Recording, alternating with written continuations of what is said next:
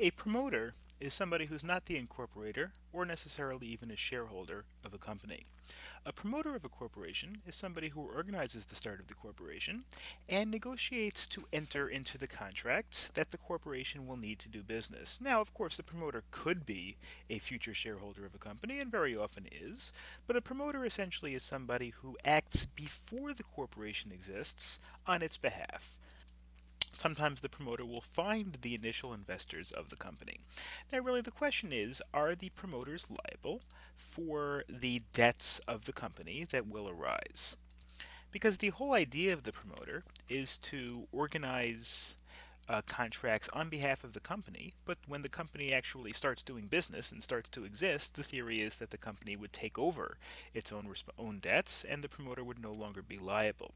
However, the promoter does retain certain liability. Again, here, for example, we're talking about a case where a promoter might know that later on the promoter and a few friends are starting a restaurant, and so therefore the promoter goes and organizes agreement saying, we're forming ABC Corp to establish a restaurant, and we'd like to order 1,000 pounds of meat to be delivered, scattered over the course of the next 3 months at these intervals, and this is the amount we'll pay, etc. And the person might organize the a deal on behalf of the future company. So if the corporation never comes into existence, there's some sort of a problem and it never starts, well then of course the promoters have liability on the contract. If they make an agreement and they actually sign an agreement on behalf of this company with the supplier, and the supplier, obviously needs to get paid, so if the company never exists, the only person that's really left to be liable is the promoter or the promoters.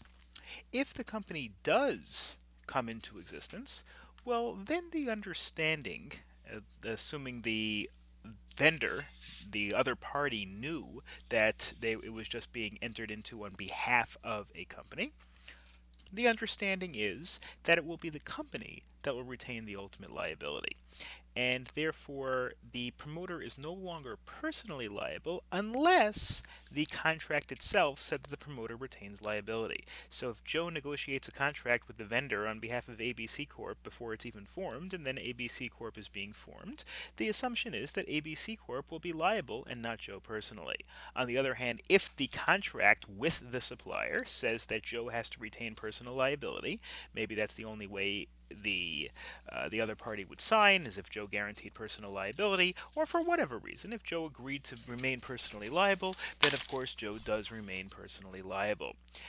The promoter remains liable on the contract unless the parties, again, in the second case, if the promoter agreed to remain liable, well, then the promoter does remain personally liable, even aside from the liability of the corporation, unless the parties enter into a novation. A novation essentially is an agreement between parties that changes the parties to a contract. So if they later on agree that instead of Joe being liable, ABC Corp will be liable, then that's binding. Otherwise, if Joe agreed to be liable, well, then Joe retains liability. Well, pretty self-explanatory and fairly intuitive. The Articles of Incorporation, as we discussed before, are the basic governing documents of a corporation. They have to be filed with the Secretary of State and contain basic information. Okay, what happens if you need to change the Articles of Incorporation? Well, then you can establish an amendment. You can amend the Articles of Incorporation to include pretty much any change.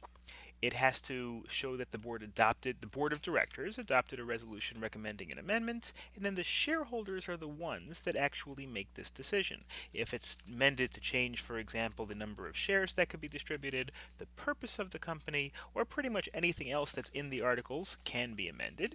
In order to be amended, the board of directors have to recommend it, and then the shareholders have to approve it by majority vote.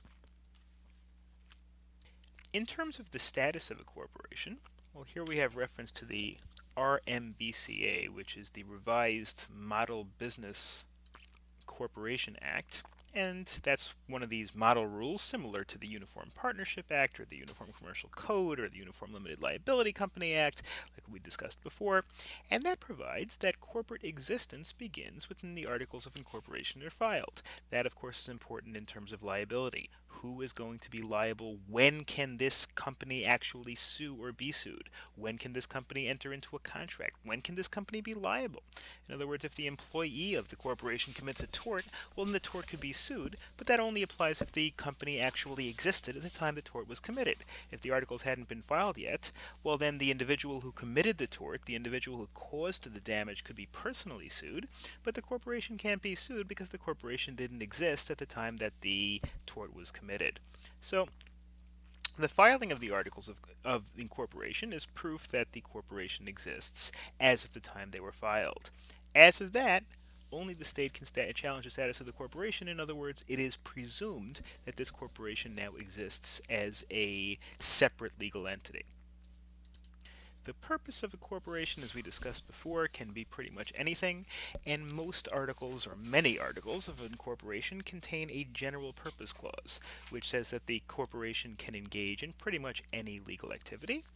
A registered agent is an agent that can receive a lawsuit or can act on behalf of the company. That should be identified in the Articles of Incorporation. And as we discussed before, many states actually require that you appoint the Secretary of State of the state to be a registered agent for purposes of receiving lawsuits on behalf of the company. Corporate bylaws are established by the board of directors, and they contain the ways in which the corporation is allowed to act, essentially the series of rules upon which the corporation is governed, and the board of directors can amend the corporate bylaws. Every corporation can also have a corporate seal. A corporate seal is a design containing the name of the corporation and the date, and it can be imprinted on legal documents. Obviously, the significance of a corporate seal is that that is evidence that the corporation agreed to enter into a particular agreement or execute a particular document. An organizational meeting is held by the board of directors after the certificate is filed. Then the initial board of directors, which may only be the shareholder at that point, or it could be additional directors who are named in the Articles of Incorporation, and they will have the initial corporate meeting, and the initial corporate meeting will adopt bylaws, elect officers, transact business, and do pretty much whatever is necessary to get this particular business off the ground. And finally, with regard to corporate formation, I want to briefly discuss this idea of the subchapter S corporation. A regular corporation, or a C corporation, when it makes income, it's taxed essentially twice.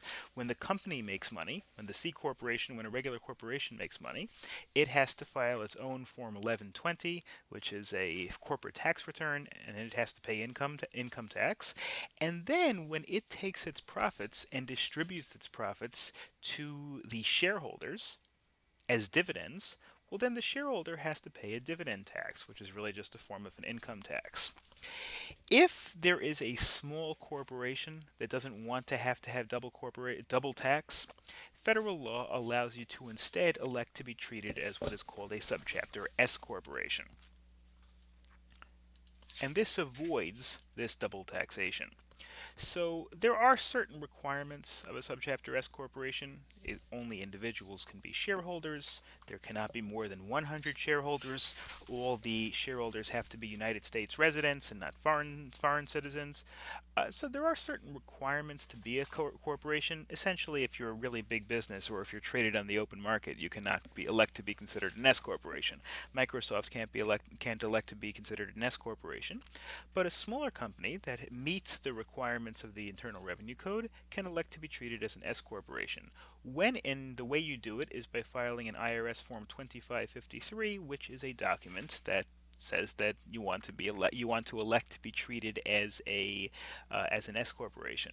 If you do that, Well, then the corporation doesn't pay tax on the federal level. What happens is, or on the state level, really what happens is whatever money is earned by the company is automatically considered income distributed among the shareholders, and the individual shareholders pay their own income tax. Kind of like it generally happens when you're talking about a partnership or an LLC, as we discussed before. This kind of eliminates the double taxation, uh, which is a negative of a C corporation.